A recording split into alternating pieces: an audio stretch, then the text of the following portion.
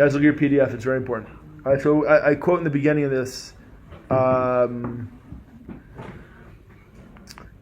passage that we read this past Shabbos. Zachor, right? Amalek? Nafochu and Amalek. Kill them all.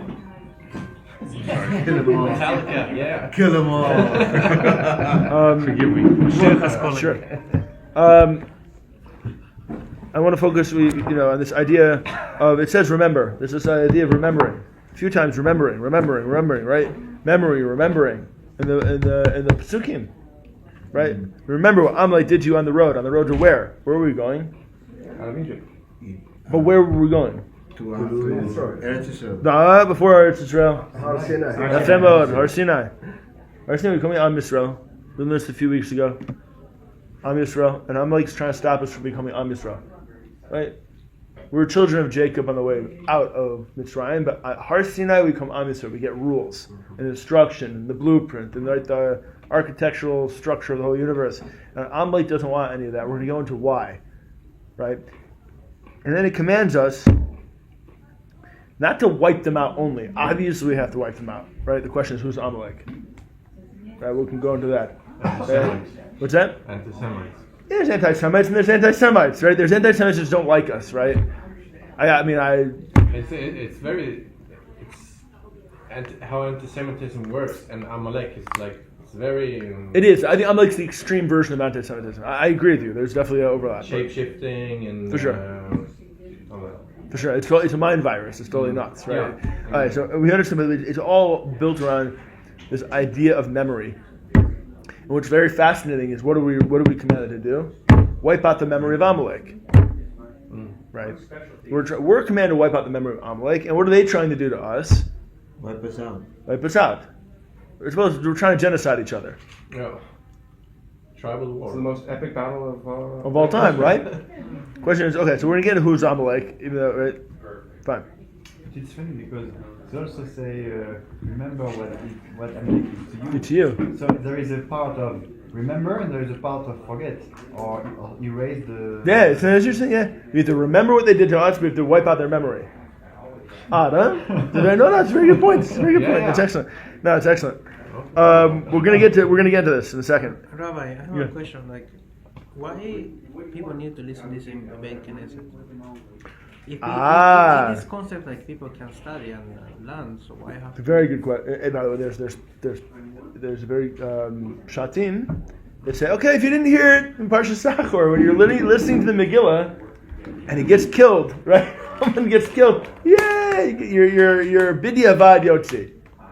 You're right. It's a very good question. I think the idea is that when listening to the Beit Knesset is like a communal idea, something communal that we're doing together, because it's really at the end of the day it's a national mitzvah. Even they don't understand what they listening. It's very important to be in the present. For sure. You have to understand what you're listening to. No, that's no question about it. You have to understand it. All right, so don't forget. It says don't forget. There's so many pushes here. Wipe them out. Wipe out their memory, but you don't forget, right? It's a very good point. That's excellent. That's what we're talking about. Okay, so who's Amalek? Who's Amalek? Back then. We're going to discuss who's Amalek now, but who's Amalek back then? Ishmael. Definitely not Yishmael. Definitely not Yishmael.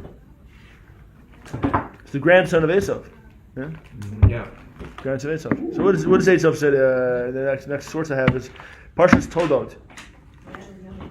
It's a famous part where Yaakov, he's cooking stew. Esav comes and he goes, "I'm hungry.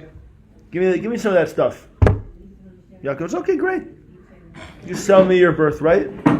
I'll feed you. I'll give it cholent. It's good stuff, right? I'll give you your Shabbos meal. But you got to give me your birthright. You got to sell me your birthright." What does Esav say? So shockingly, it's crazy. Yeah, I don't need it. I'm hungry now. I'm not going to live forever. I don't need this birthright. What's the connotation there? What's he saying? He doesn't need it. I'm not going to live forever. I don't need it. Where is he living? In this present. Only in the present. He's only existing for this world. One of the apikorsim, one of the Indian of the apikorsut is I don't believe in Olam Haba. Apostasy is one of the things it could be is I don't believe in Olam Haba. I don't believe in two worlds. I don't believe in two worlds. So the Stay close to them. the Stay principle. I don't believe in two worlds, and so he's cutting himself off. That's what it means to cut yourself off from the birthright. I don't care about Olam Haba. I don't care about the next world. I'm not eternal. Right? The famous Rav Yisrael Salanter said that the ani, the self, lives on. The real self. It's not like some esoteric concept. We probably was writing to his students in the 1800s on Yom Kippur, for Yom Kippur.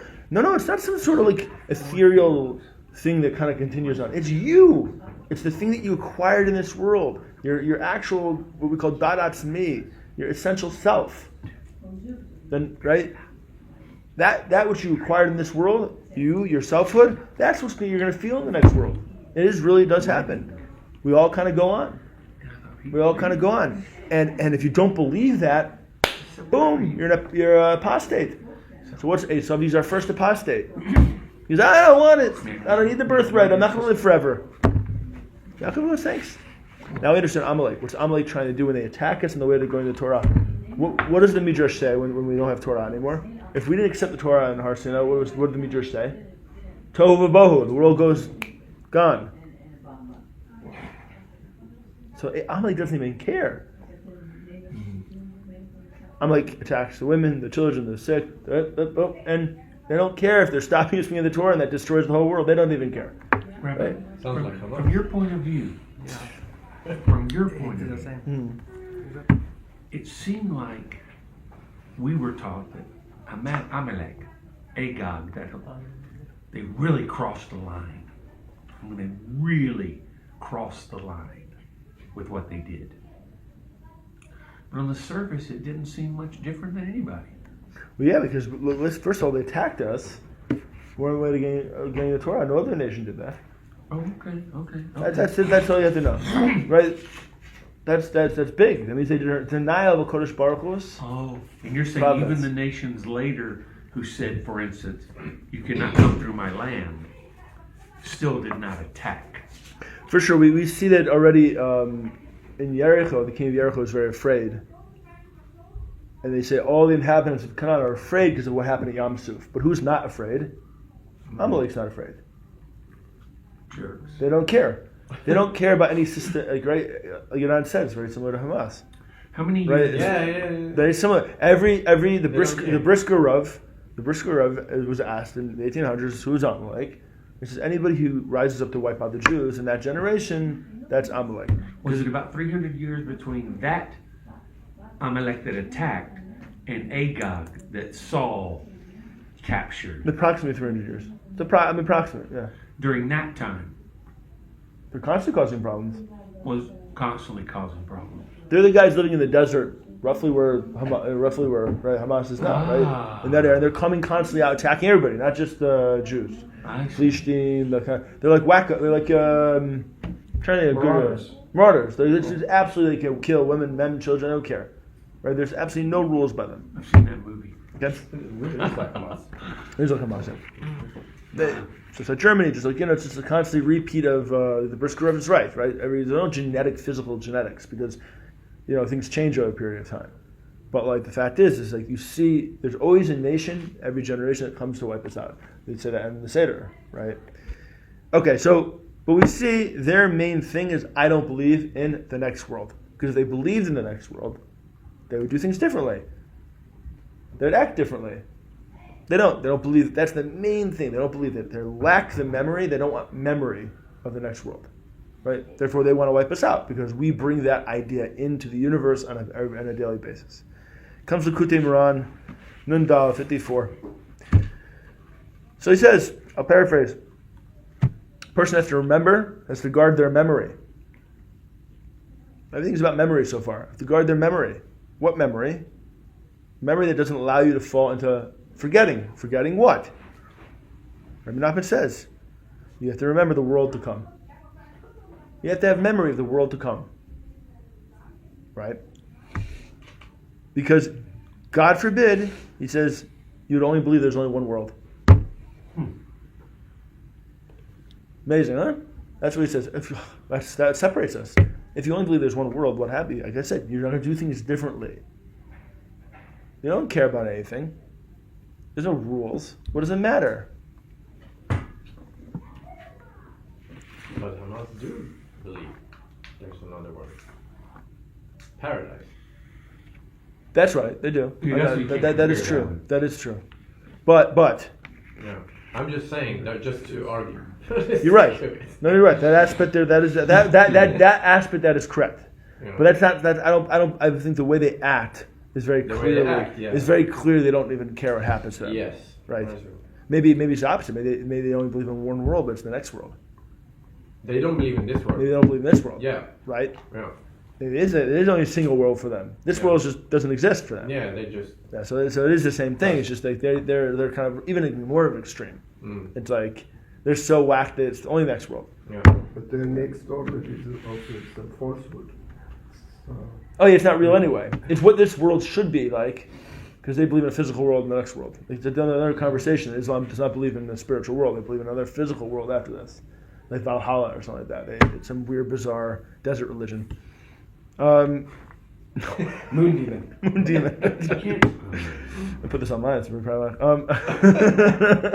Censor me. I don't care. Fine. So Rabbi Nachman says that people every day should get up and remember the world to come.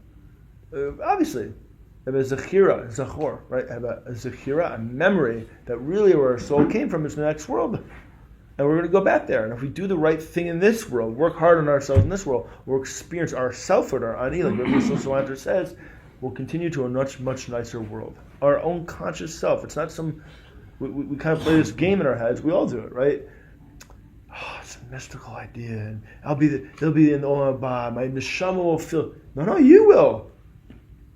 You'll actually feel the pain and sorrow going to the next world. We know this from Pirkei Avot already. It's not some esoteric mystical idea. Pirkei Avot says we go to the next world. We're going to have like busha. We're going to have embarrassment because we're going to see all of the stuff that we didn't do and it didn't achieve. It's really us. We're going to feel that. You like Rav Kook? Yes. That's, No, I was focusing on this. Yeah. What you were saying sounded very Rav Cookish. it's Pirkei Avot. Okay, so Rabbi Nachman says the entire world, Hashem is enclosed in the entire world. Cookish. Right? And this world is the lower, like his feet, kilu, like, his analogy. And he expresses himself down here through the things in this world. And he says, each day has in it thought, word, and deed. The Holy One, blessed be He, contracts His godliness, ad infinitum, boom, to the center point of the universe, which we live in. And Hashem arranges for each of us a thought, word, and deed, right, for that particular day, that particular person, that particular place. Each one of us experiences Hashem's message every moment. If we open our eyes, we'll see it. And if we open our eyes, we'll be drawn close to serving Him. Which Kodesh Baruch Hu, Rabbi Nachman saying Kodesh Baruch Hu is speaking to us through the universe. There's two worlds. There's the world we see with our eyes, and the world we have to put together behind the curtain. Right? There's a purpose to everything. There is no happenstance. It's all here for us. And he goes on in Likutei Moharan, the first lesson of Likutei Moharan. He says, a Jew, should always look into the inner intelligence of everything in the universe to see God's wisdom and inner intelligence in every single thing. Right? To see the pattern of God in everything. That's our job. Good so far? Okay, now we're going to tighten the whole thing up. So, what happens? 3rd chapter, 7th verse, very famous, Megillah Esther. Haman takes the Purim, the poor. Actually, he doesn't do it. His assistant does it. You can see it in the Psukim. He doesn't take it. And it was every day. It was every day and every month. It was cast in front of him until it got to Adar. And he's voila, got it. That's what we'll pick. Random, right? For Haman, that's random. He's he's Amalek. He picks a lottery. He doesn't just pick a month. He wants to be random because it's all happenstance for Haman. There's no God. There is nobody running the universe. You really believe that? Well, yeah, he wanted everybody to bow down to him. He was God as far as he was concerned, right? I'm like, man. So we finally see this idea of a lottery, Purim, poor. Bereshit, it says, "Vigaresh et Adam v'yishkan." I'm doing it on Hebrew on purpose. Mikedem the Gan Eden, right? The Adam was taken out of Gan Eden, right? And he dwelt east of it. And what was placed there in his path? The Kruvim. The what? The Kruvim, little cherubim. Oh, cherub. At the entrance to Gan Eden. And what else? This is the key point. Ve'et lehet cherev hamitapechet. Right? The flipping over sword. The fiery sword that flips over was placed in the path of Gan Eden. Right? Hafuch. The first time, right in the beginning, we see this reference in the Torah to an olam hafuch, an opposite world. Right? We leave Gan Eden, we're kicked out of Gan Eden. The world is not the way Hashem intended it to be. That's the rule. It's not. Imagine this being literal. What is? What you're describing. Of course, it's literal, but it's also meaning to it too. I can see it literal, but so many people claim it's just like a metaphor. It's Could be, but why can't it be lyrical. both? Why can't it be both? Mystical. But it seems literal. I look at it as literal. I mean, it could be both though. It could be metaphor and literal. But you don't think Adam was I didn't say I didn't. I'm just saying it can be both. You can have the Torah is written on different levels, right? There's a literal point to it, and then the literal point also has meaning behind it because it's written in story form. Is that the Pardes concept? Correct. Yeah. So lishmor the derech Eitz Chaim. What is the derech Eitz Chaim? Eitz Chaim is Torah. Eitz Chaim is the rule. Is the connection of Kodesh Baruch Hu. Right, it's everlasting life. It's really what we're supposed to be here for. What's blocking it? This flipping over sword, right? Rav Nosson of Breslov says this is hinting to the idea of what he calls Hechle Temurah, the exchanging chambers. Temurah is a type of korban which you can exchange. It's a Temurah to exchange, and that means the world is a world of exchanges. Good is bad, bad is good, up is down, down is up. Everything is all backwards. That's Purim. Purim is the ultimate backwards holiday. Everything's up, down, left, right. Hashem's not even mentioned in the Purim. But it's supposed to continue when well, Mashiach comes. there's a reason why, right? There's a reason why. And we're going to get to that. So we were driven out, and this ever-turning sword, this ever-flipping sword, this upside-down sword, right, was blocking our way always back to Gan Eden. So it's our first idea that we have an upside-down world, the world that doesn't make any sense. So it says in Esther, first pasuk of the 9th parah, right? And it says this very famous thing: we're about to be destroyed by our enemies. We all know this. But Nafochu, boom, the opposite happens. Right? They're about to kill us, and because there's two decrees at the same time. There's one decree to go kill the Jews, and Achashverosh sends a decree to go arm yourselves. Like Donald Trump sends us a bunch of bombs. Right? He's like Achashverosh, he sends us a bunch of bombs. Because he, boom. So, also we blow our enemies up. That's what happens. Nafochu, everybody thought we were finished. Oh no, another decree says, no, take the weapons and kill them. Right? So Nafochu, what happens? What's redemption? Redemption, Purim story, is the world is for a moment flipped right. It's not that the opposite happens. No, the right thing happens. It's opposite of the way the world was running before. The way the world was running before in Galut is the opposite of what Hashem wants it to be. Hashem wants it to be victorious. But because the world is not the way it's supposed to be, it never looks like we're going to be victorious. The miracle is that all these things are happening and leads to a nafochu, leads to a flip over of events. And the nafochu is the miracle. The nafochu is the flipping over to a world that is where for a moment we can see the miracle, Hashem's hand. That's what's going on. But hasn't there been other moments like that? For sure. But not nafochu. Such as? Not enough focus. It's open miracles. Not enough focus. Mitzrayim is all about open miracles. Why does Purim continue on after the Mashiach comes? What's the hint? What is it hinting to? Well, it's hinting to celebrate love God. But why is that singled out? Why is not the other Hagim? It doesn't mean the other Hagim aren't going to exist. It means that Purim is a special place when Mashiach gets here. It symbolizes his coming because Nafochu. Nafochu is the idea that it's not that Mashiach comes where the sea's going to split again. It's that the deeper idea. It's a deeper concept. Purim itself is deeper than Mitzrayim, because Purim requires us to see behind the veil. And Am Yisrael saw behind the veil of Hashem's hiddenness in the world in a way we couldn't do in Yetziat Mitzrayim. You understand? We were on a higher level after Purim. Because what's a higher level? We don't need an open miracle. I'm at a higher level. I can see Kodesh Baruch Hu's hand in normal events. That Hashem runs the world even without open miracles. Then of course that generation's in a higher level. It's not even mentioned. Not even mentioned, but it's all over the place. Nafochu. The Nafochu, right? Our mapecha, the same world, revolution.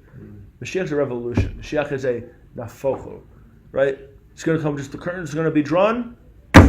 Boom, and it's not going to be who we think it is. It's going to be some completely different situation, and boom, there it is. And we're there's the dots. What does it mean? Purim's going to continue on. That's a big deal. It means the idea, the concept that Purim works on, a miracle within Teva, within nature, that idea continues on. It's just our eyes will be open with true das, and we'll be able to see Kodesh Baruch Hu's hand in every single thing we're doing. The world will stay the same. That's crazy. We'll see Hashem's hand in everything, unlike the first time around. That's Okay? incredible. Not to be like a downer, but is there a polar opposite of that action? You don't see Hashem's hand in everything. Wait, what? But we continue on with this. We don't see Hashem's hand. The world does not see Hashem's hand. Hmm. That's the part. The world we're living in now is an olam that we don't. It's ne'elam. What's the language of olam? Ne'elam. To be hidden. Hashem is hidden in the world. That's what the world is. A hide to Hashem. Our idea, we have to see with our eyes, like Jews, and say, no, Hashem's running every little event in my life. That's the miracle. That's the real miracle. Is there something spiritual or, excuse my language, Hashemish about the fact that this is the first generation that had men and women of such enormities of wealth? Which generation? Is there this right now, is there something about that that's proof of or opposite of what Hashem wants? No, He wants us to have wealth. I don't think that's an issue. So the fact that there's $1 trillion companies and I don't know about that. bazillion dollar men and we'll get to that in women. a second. You know, actually, we'll get to that in a second. Actually, it's in here. The answer to your question's in here. Fine. So we have Nafochu. Gemor Pesachim. There's a Steinsaltz edition, so you'll see it. There's like the filler. You know, like Steinsaltz has these like What is it? the bold words of the actual Gemara, and then they have like the Steinsaltz? non-bold words that he's filling in. None. When they do the English, not the Hebrew, obviously. So it says, Pesachim, the 50th daf. Rav Yoda, they're talking about Olam Haba, what Olam Haba is going to be like, and there's different opinions. And they bring in this story. Happens to be a very famous story. Rav Yosef, it's the story talking about Rav Yosef, son of Rabbi Yoshua ben Levi, that's a Tana at the time in Eretz Israel. And he became very ill, Rav Yosef. And he was about to die. And when he returned in good health, he came back to the land of the living. And his father asked him, "What did you see when you were about to die?" He said to him, "I saw an inverted world, an opposite world. An inverted world. Those above, those on the top, in this world, were below in the next world." Right?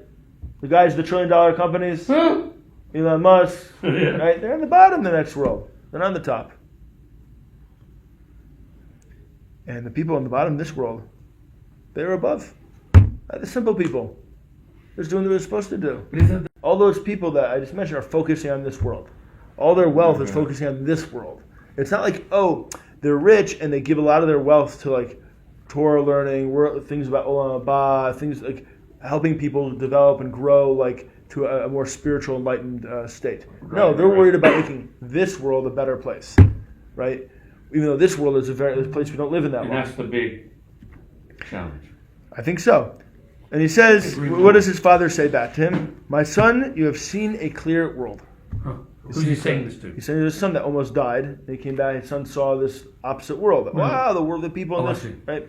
Wow, you saw clearly. You saw the world the way it's supposed to be. All about is everything is clear, right? Everything is clear. The people that did the mitzvahs, Jew, not Jew, people are right. They got a better place than the people that don't really care, right? So how are we supposed to like deal? What's the connection between Purim and this idea? What's the connection besides the Nafochu? The key is in the Purim itself. How Haman looked at the lottery, he said, if I pick, right, that's me being involved. So I'm going to have a lottery. It's just random. Having these happenstance. That's how Amalek looks at the world. He's like an intellectual Amalek, right? Then it was a bunch of generations before they were killing women and children. Now he's sophisticated. He's like Nazi Germany. He's like, I'll be sophisticated about this. I'll draw lots. We have a Mishle. Mishle? Yep, the 16th chapter, 33rd verse. Says, lots are cast into the lap. Lots are cast into the lap, Forgive me. and the decision depends on the Lord, on the Kodesh Baruch Hu. Meaning even the lots. You can't have any, there's no happenstance. Haman's mistaken, there is no happenstance. You do the lots, there's no happenstance. Everything's Nafochu. Everything can flip out no matter how much you try to game the system. That's what Purim is about. Kodesh Baruch Hu already put the solution in play before Haman even raised up. Esther Amalka became Esther Amalka, and that was the solution to everything. But no one realized it. No one understood it. And that was, no matter how many lots, what the lots were, Kodesh Baruch Hu was running the show. It doesn't matter when they show up. So, I'll leave you with that. Happy Purim.